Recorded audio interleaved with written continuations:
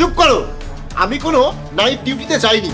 আমি আর তোমার ম্যাডাম মিলেই এই পরিকল্পনা করেছিলাম। এটা আমার আর তোমার ম্যাডামের পরিকল্পনা ছিল, যাতে আমরা তোমার সব উদ্দেশ্য ধরতে পারি। আর তোমার ম্যাডাম তোমাকে যে অফারটা দিয়েছিল, এটা কোনো অফার নয়, বরং এটা আমাদের এই পরিকল্পনার একটা অংশ ছিল।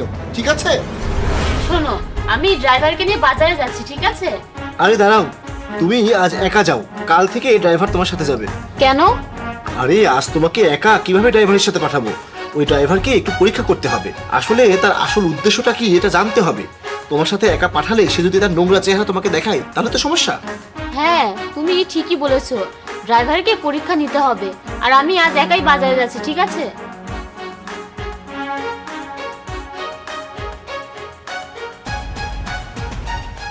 ঠিক আছে, সাবধানে যেও। বুঝতে পেরেছো?